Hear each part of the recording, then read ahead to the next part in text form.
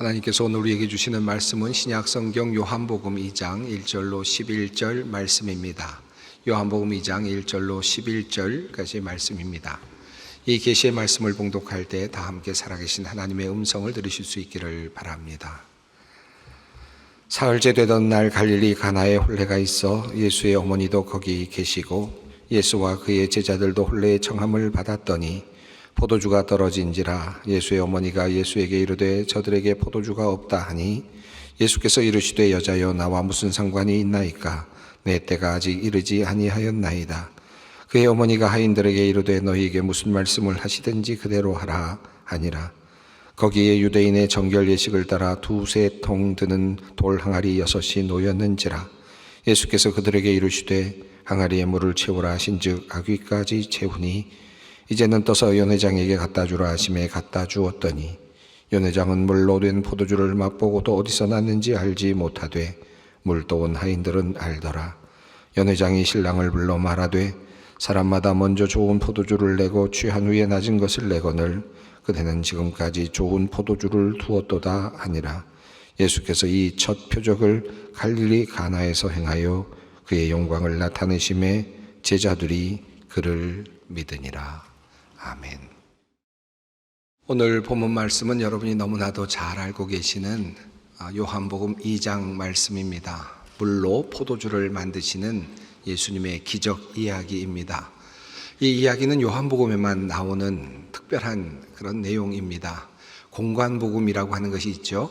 예수님의 생애부터 시작해서 또 예수님의 생애를 따라서 서술한 그런 관점의 그런 복음서입니다만은 그러나 요한복음은 좀 다릅니다. 요한복음은 신학적인 하나의 틀을 가지고 예수님이 어떤 분이신지를 우리에게 말씀하여 주는 특별한 복음서라고 할 수 있습니다.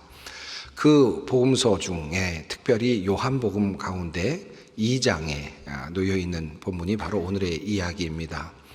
요한복음 1장은 아주 태초에 말씀이 계시니라라고 하는 큰 웅장한 말씀과 더불어서 시작이 되죠. 생명, 빛이라고 하는 그런 단어들이 나오면서 예수님의 정체성에 대한 총론을 말씀합니다. 그리고 나서 이어서 세례 요한의 증언과 더불어서 예수님께서 이제 자신의 제자들을 선택하시고 부르시는 내용이 요한복음 1장 후반부에 나옵니다. 그리고 이어서 2장으로 넘어가면 바로 오늘의 본문이 놓여 있습니다. 예수님의 사역 속에서 특별히 사역 중에서 요한복음에 따르면 예수님께서 공생애를 시작하면서 제일 처음으로 기적을 보여주신 사건이기도 합니다. 이 요한복음이 신학적인 특별한 구조를 가지고 있기 때문에 그런데도 불구하고 또 요한복음 2장의 첫 번째 기적으로 놓여 있기 때문에 사람들은 이 물로 포도주를 만드시는 이 기적에 대해서 상당한 관심을 가지고 있습니다. 왜 이 이야기가 요한복음 맨 앞에 놓여 있을까? 예수님의 사역 중에서 제일 첫 번째 기적으로 놓여 있을까? 그 의도는 무엇일까? 또 예수님께서 그렇게 하셨다면 예수님께서 그렇게 행하신 의도는 무엇일까? 라고 하는 질문이 계속 이어질 수밖에 없겠습니다.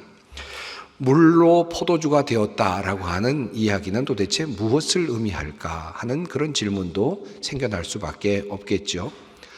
물이라는 단어는 무엇을 의미할까? 포도주라고 하는 것은 어떤 의미일까? 돌 항아리는 어떤 의미일까? 또 새 포도주는 어떤 의미일까? 각각의 의미를 찾아서 나가다 보면 정말 다양한 해석들이 가능한 본문이 아닐 수 없다는 것을 알게 됩니다. 도대체 이 본문이 우리에게 무엇을 말하는 걸까? 어떤 사람은 인간의 잔치와 그리고 하나님의 잔치가 비교되고 있는, 대비되고 있는 그런 이야기이다 라고 그렇게 의미를 생각합니다. 그래서 인간의 유한한 잔치, 그러나 그것을 넘어서는 하나님의 영원하신 잔치의 대조, 비교다고 그렇게 이야기를 하기도 합니다. 왜 이 이야기가 맨 앞에 놓여 있을까? 아마 예수님께서 공생애를 시작하시면서 이제 하나님 나라에서 이루실 어린 양의 잔치를 제일 먼저 이렇게 시연해 주시는, 예시하시는 사건이 아닐까, 그렇게 해석을 하기도 합니다. 또 어떤 분은 예수님께서 마지막에 성례전 성찬 성례전을 만들어 가시기 때문에 그것을 위한 하나의 처음 시작으로 시발점으로서의 어떤 의미를 부여하기도 합니다. 또 왜 이야기가 여기에 놓여 있을까? 마리아가 예수님에게 요청했던 것을 보면서 아마도 마리아를 통해서 예수님께 요청을 하면 예수님께서 들어주신다고 하는 이야기를 우리에게 전하고 있는 것이 아닐까, 그렇게 의미를 해석하시는 분들도 있습니다. 일부의 경우에는 무리한 해석이기도 합니다만은 본문의 다양한 해석들은 나름의 가치가 있다고 할 수 있겠습니다. 우리는 이 본문을 읽을 때마다 이와 같은 관점에서 항상 접근을 해오고 있죠. 이 본문이 의미하는 바가 무엇일까 하는 그런 관점입니다. 이 본문이 우리에게 무슨 뜻을 전하고 있는가 하는 것입니다. 한마디로 정의하면 예수님의 첫 이적인 이 가나 혼인잔치의 이적에는 어떠한 신학적인 의미가 있는가, 이런 관점을 가지고 이런 질문을 앞에 두고 항상 이 본문을 해석해 왔다고 할 수 있겠습니다. 아마도 이와 같은 방법, 또 이런 방법과 관련된 접근에 대해서는 많은 설교를 들으셨다고 생각이 들어서 오늘은 좀 다른 관점에서 오늘 본문을 살펴보려고 합니다. 이 본문이 우리에게 무엇을 의미하는가가 아니라 가나 혼인잔치의 이적은 누구를 위하여 행하신 것인가 하는 질문을 놓고 한번 오늘의 본문을 다시 한번 살펴보려고 합니다. 예수님께서 혼인잔치에 가셔서 물로 포도주를 만드셨죠. 예수님께서 친히 말씀하시기를 내 때가 아직 이르지 않았다라고 말씀하셨음에도 불구하고 예수님께서는 기적을 보여주셨습니다. 도대체 때가 아직 이르지 않았음에도 불구하고 그것을 열어서 보여주신 그 이유가 뭘까? 누구를 위해서 예수님께서는 그렇게 하신 것일까 하는 질문입니다. 언뜻 생각이 드는 대상이 있죠. 혼인잔치에 포도주가 떨어져서 아주 난감한 그런 상황이 되어버린 혼주들, 그리고 가족들이 아닐까 하는 생각이 우선 듭니다.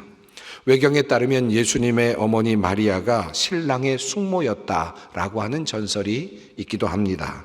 또 3세기 초 라틴어 서문에 따르면 가나 혼인잔치에 나온 그 신랑은 세베대의 아들 요한이다라고 그렇게 또 적혀 있기도 합니다. 어찌되었든 가족의 입장에서 예수님의 어머니 마리아는 그곳에 생겨난 문제를 해결하려고 했다라고 할 수 있겠습니다. 그리고 문제를 해결해 보려고 노력했다고 할 수 있겠습니다. 그러므로 물론 1차적으로 본다면 예수님의 이 이적은 연회를 베풀고 있는 혼주들, 가족들에게 큰 도움이 되었을 것입니다. 예수님께서 이 기적을 베푸신 첫 번째 이유는 그러니까 혼주들을 위해서다라고 그렇게 정의할 수 있겠죠. 하지만 예수님께서 자신의 첫 번째 이적을 이렇게 가족들을 위해서 사용하셨을까? 정말 그렇게 하기 위해서 그런 특별한 기적을 만드셨을까? 아무래도 그렇게 생각하기에는 적절해 보이지 않습니다. 보다도 더 큰 뜻이 있지 않을까 하는 그런 생각을 해보게 됩니다. 그렇다면 예수님께서는 도대체 누구를 위하여 이와 같은 이적을 시행하셨을까? 누구를 염두에 두고 이와 같은 기적을 보여주셨을까? 그 질문을 다시 던져보게 됩니다. 요한복음 1장부터 2장의 흐름을 잘 따라가다 보면 그 중심에 바로 제자라고 하는 단어가 있다는 사실을 알게 됩니다. 다시 말하면 예수님께서 가나의 혼인잔치에서 기적을 행하시는 그 염두에 두고 있었던 사람은 혹시 제자들이 아닐까 하는 생각을 해보게 된다는 말씀입니다. 우선 요한복음 2장은 이렇게 시작이 됩니다. 사흘째 되던 날 갈릴리 가나에 혼례가 있어 예수의 어머니도 거기 계시고 예수와 그의 제자도 혼례의 청함을 받았더니, 이렇게 되어 있습니다. 성경은 사흘째 되던 날이라고 그렇게 날짜를 거명하고 있습니다. 자, 무엇으로부터 사흘째 되던 날일까요? 앞을 보면 예수님께서 나다나엘을 부르신 날로부터 사흘째 되던 날로 그렇게 계산을 할 수 있을 것 같습니다. 다시 말하면 이 이야기의 흐름이 제자를 부르신 날로부터, 다시 말하면 제자를 부르신 사건과 연관되어 있다라는 것입니다. 그런데 예수님께서 결혼식에 가시게 되었는데 예수님과 가족만 간 것이 아니라 제자들도 함께 초청을 받았다라고 성경은 말씀하고 있습니다. 예수님께서는 제자들을 부르시고 사흘째 되던 날에 제자들과 함께 가나 혼인잔치에 참여하시게 됩니다. 자, 그렇다면 이것만 가지고 제자들을 염두에 두고 예수님께서 기적을 베푸셨다라고 말할 수 있을까? 그렇지는 않을 것 같죠. 그런데 이야기의 마지막 부분을 보면 조금 더 아마 그럴 수 있겠다라는 생각이 들게 됩니다. 마지막 부분은 이렇게 되어 있습니다. 예수께서 이 첫 표적을 갈릴리 가나에서 행하여 그의 영광을 나타내심에 제자들이 그를 믿으니라. 다시 말하면 이 가나의 혼인잔치 이야기의 맨 앞과 맨 마지막에 제자라는 단어가 나오고 있고, 제자들이 초청을 받았고, 그리고 마지막에는 제자들이 예수를 믿게 되었다라는 말씀으로 이어지고 있다는 것입니다. 제자들이 예수의 제자들이 그 예수를 믿게 되었다. 성경은 그렇게 요한복음 2장 11절에서 말씀하고 있습니다. 자, 그러니까 예수님께서는 바로 이 제자들을 생각하시면서 기적을 일으키셨다라고 그렇게 우선 짐작해 볼 수 있겠습니다. 자, 이런 관점을 가지고 오늘의 본문을 조금 더 깊이 살펴보십시다. 요한복음 1장은 예수님의 제자들이 모여드는 장면을 아주 간단히 그러나 매우 역동적으로 설명하고 있습니다. 세례 요한의 증언을 들은 세례 요한의 제자들 중 두 사람이 예수님께 나아갑니다. 그래서 이제 예수님의 제자가 되는 거죠. 그 중에 한 사람이 바로 안드레였습니다. 안드레는 예수님을 따르는 중에 자신의 형제인 시몬, 베드로를 또 예수님께로 인도합니다. 그러니까 세례 요한의 제자였던 두 사람이 예수님의 제자가 되었고, 그리고 시몬 베드로도 예수님의 제자가 됩니다. 다음 날이었습니다. 예수님께서는 지나가시다가 빌립을 보시죠. 빌립을 발견하시고는 빌립에게 나를 따르라 라고 명령하십니다. 그러자 빌립은 예수님을 따라가기 시작을 했습니다. 빌립이 예수님을 따른 후에 빌립은 나다나엘이라고 하는 자신의 친구를 찾아갑니다. 그리고는 우리가 기다리던 선지자를 우리가 만났다라고 말하면서 예수님께 가보자고 그렇게 이야기를 하죠. 나사렛에서 무슨 선한 것이 나겠느냐라고 이야기를 하지만 빌립은 강권을 하면서 그렇게 나다나엘을 예수님께로 끌고 갑니다. 예수님께 나오는 나다나엘을 보시면서 예수님께서 이렇게 말씀을 하십니다. 예수께서 나다나엘이 자기에게 오는 것을 보시고 그를 가리켜 이르시되 보라, 이는 참으로 이스라엘 사람이라 그 속에 간사한 것이 없도다 라고 이렇게 말씀을 하십니다. 그러자 나다나엘이 어떻게 나를 아십니까? 라고 묻습니다. 그러자 예수님께서는 내가 빌립이 너를 부르기 전에 내가 무화과 나무 아래 있을 때 내가 보았다 라고 신비로운 이야기를 하십니다. 나다나엘이 이 이야기를 듣고는 당신은 하나님의 아들이십니다. 그리고 당신은 이스라엘의 임금이십니다 라고 그렇게 고백을 합니다. 이 이야기의 흐름이 어떻게 해서 이렇게 진행되는지 우리는 정확히 알 수는 없지만, 또 오늘 본문을 살펴보는데 크게 그것이 중요한 것은 아니지만, 그러자 이런 고백과 더불어서 예수님께서 이렇게 말씀하시는 장면이 나오죠. 예수께서 대답하여 이르시되 내가 너를 무화과 나무 아래서 보았다 함으로 믿느냐? 이보다 더 큰 일을 보리라. 또 이르시되 진실로 진실로 너희에게 이르노니 하늘이 열리고 하나님의 사자들이 인자 위에 오르락 내리락 하는 것을 보리라 하시니라. 이 50절 말씀에 나오는 이보다 더 큰 일을 너희가 보리라 라는 말씀은 이제 바로 이어지는 요한복음 2장에서 물이 포도주로 바뀌는 것을 보게 된 것과 연결이 됩니다. 그런데 예수님께서는 이 나다나엘에게 말씀하실 때 아주 중요한 한 가지 특별한 하나의 그 의미를 이어가면서 말씀을 하셨다는 것을 확인하게 됩니다. 그것은 바로 야곱의 이미지입니다. 나다나엘이 예수님을 찾아왔을 때 예수님 말씀하시기를 그는 참 이스라엘 사람이다 라고 말씀하시죠. 이스라엘이라는 말의 옛사람은 바로 야곱이죠. 야곱의 뜻은 간사하다라고 하는 뜻입니다. 그러니까 예수님께서는 지금 그에게 간사함이 없다, 그는 참 이스라엘이다 라고 말씀을 하시면서 야곱의 이야기를 상기시키고 있습니다. 과거에는 간사했던 야곱이 하나님의 선택을 받아서 이제 한 민족을 이루게 되고 참된 이스라엘 민족을 이루었습니다. 하나님의 백성이 되었던 것을 기억하게 하신 것입니다. 그리고 또 말씀하시기를 이제 하늘의 사자들이, 하늘이 열리고 하늘의 사자들이 인자 위로 오르락 내리락 하는 것을 네가 볼 것이다 라고 말씀을 하시죠. 이것도 역시 야곱의 이미지를 차용하고 있습니다. 다시 말하면 야곱이 베델에서 하늘이 열리고 하나님의 사자들이 오르락 내리락 하는 것을 보았던 바로 그 장면을 상기시키고 있습니다. 그런데 한 가지를 바꾸셨습니다. 인자 위로 오르락 내리락 하는 것을 볼 것이다 라고 그렇게 말씀을 하시죠. 자, 이스라엘 민족이 야곱에서부터 출발해서 하나님의 백성으로 바뀝니다. 큰 민족을 이루게 되는 이야기가 바로 이스라엘의 이야기입니다. 예수님께서는 나다나엘을 부르시면서 바로 이 이야기를 하시면서 이제 인자 위로 하나님의 사자들이 오르락 내리락 하는 것을 보실 것이다.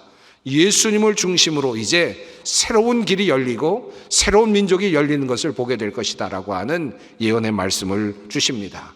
그리고 축복의 말씀을 주셨습니다. 이 말씀의 뜻은 무엇일까요? 이제 예수님을 중심으로 새롭게 시작될 새로운 이스라엘 민족, 새로운 이스라엘이 출발될 것이다 라고 하는 말씀입니다. 그 꿈을 나다나엘에게 주고 계십니다. 이제 제자들을 통해서 이루실 새로운 이스라엘을 꿈꾸고 계신다고 할 수 있겠습니다. 그리고 나서 사흘째 되던 날, 바로 오늘의 이야기가 이어지고 있습니다. 자, 그렇다면 이렇게 웅장한 기대를 가지고 예수님께서 자신의 제자들을 부르셨는데 그 제자들이 사흘 후에 예수님과 함께 처음으로 보게 되었던 것은 무엇이었습니까? 그 제자들은 그곳에 가서 가나의 혼인잔치에 가서 그만 마리아가 포도주가 떨어져서 예수님께 이야기를 하는 장면을 아마도 보았을 것입니다. 마리아가 가인들에게 무슨 말씀을 하시든지 그대로 하라 라고 말씀하고 있는 내용도 아마 함께 보고 들었을 것입니다. 그리고 예수님께서는 하인들에게 유대인의 정결 예식에서 사용하는 6개의 돌 항아리에 물을 채우라고 명령하시는 모습도 보았을 것입니다. 그리고 하인들이 그렇게 하는 것도 확인했을 것입니다. 그리고 예수님께서 그것을 떠서 연회장에게 갖다 주라고 말씀하시는 것도 보았겠죠. 그리고 이 포도주를 맛보고 연회장이 깜짝 놀라는 장면도 아마 보았을 것입니다.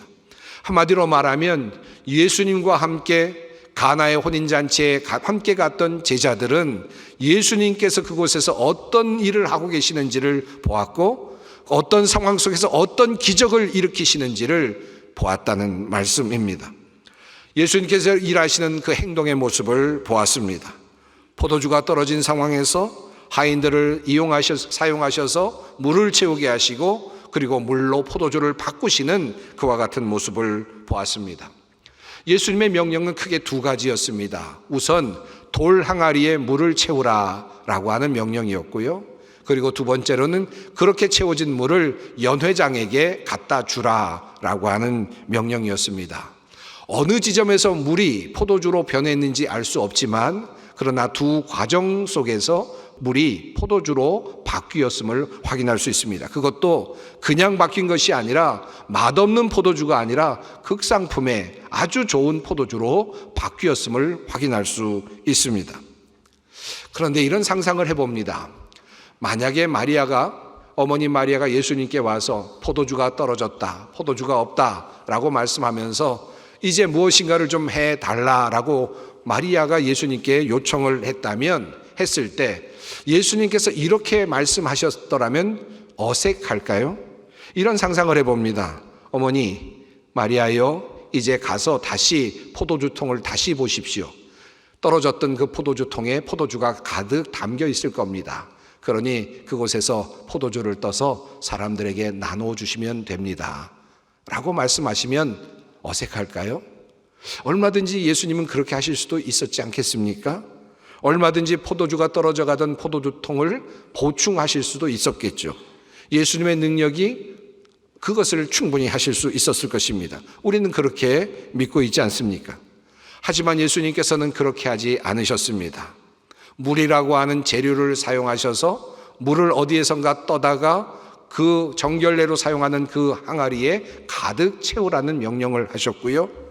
그리고 그것이 다 채워진 다음에 그 물을 떠서 다시 연회장에게 갖다 주라고 요구를 하셨습니다.